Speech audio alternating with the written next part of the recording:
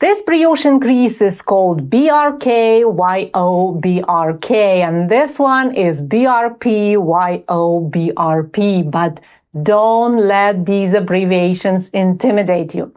Brioche increases are easy and definitely not scary. To keep the pattern consistent, we add 2 stitches to the project at the same time, and we can add those stitches to a knit stitch or to a purl. To make a brioche knit increase, we work to a stitch that will host the increase. Then we knit this stitch together with the yarn over that accompanies it. This duo of a stitch and a yarn over is known as a brioche knit. That's the BRK for you. We knit it, but we don't slip it off the left needle just yet. Then we bring the yarn to the front of the right needle and over the needle to make a yarn over. And finally, we knit the same brioche knit one more time. And now we are ready to slip it off the left needle. See, there is a cluster of 3 stitches instead of 1 brioche knit. 2 stitches added to the work, mission accomplished. Let's see how we make this increase with the yarn in our right hand, the English way of knitting. The process is exactly the same. We knit the stitch and the yarn over duo. Don't slip it off. Then we bring the yarn to the front, over the right needle to make a yarn over, and we knit the same brioche knit one more time and slip it off the needle.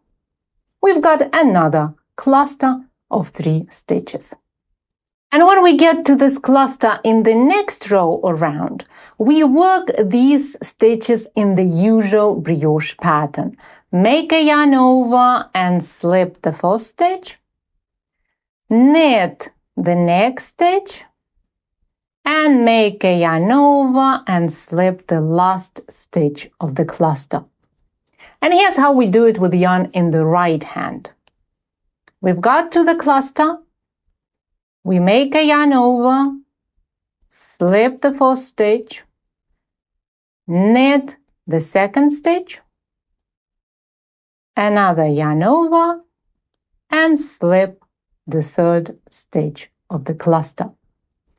When we work in the round, we don't turn the work. So in the next round, we make a yarn over and slip the first and the third stitches of the cluster, but we purl the second stitch instead of knitting it. And no matter whether you work back and forth or in the round, after you make a bit of fabric after this increase, you will see that your brioche knit increase blends in perfectly into the texture of brioche fabric, and it looks great on both sides of the work. To make a brioche purl increase, first work to the purl stitch that will host the increase. Then bring the yarn to the front of the work and purl this stitch and yarn over duo as one stitch. But keep this brioche purl on the left needle. The yarn is at the front of the work. Great, we only need to move it over the right needle and we've got ourselves a nice yarn over. Finally, we move the yarn to the front of the work again, but keep an eye on that yarn over. Make sure you don't unravel it.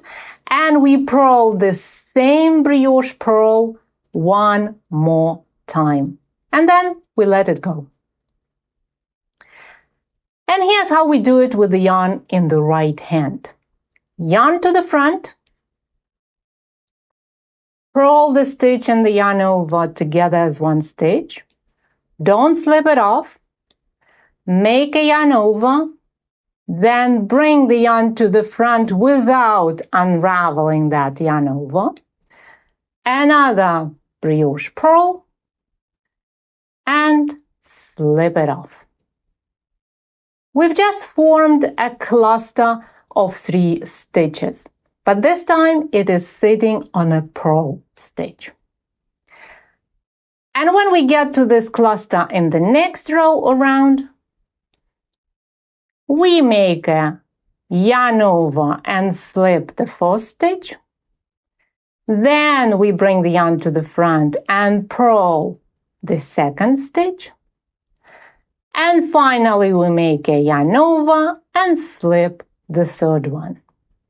And we do it no matter whether we hold yarn in our right hand or our left hand. With the yarn in the right hand, we do the same thing. Yarn over, slip, yarn to the front, purl, yarn over, and slip. When we work in the round, we're gonna knit the second stitch of the cluster instead of purling it. As a result, we get an increase that follows the brioche pattern and looks great on both sides of the fabric. I made many tutorials about simple ways to knit brioche. I put them all in a separate category so you could learn all things brioche in one convenient place. The link to this all brioche place is in the video description. Check it out.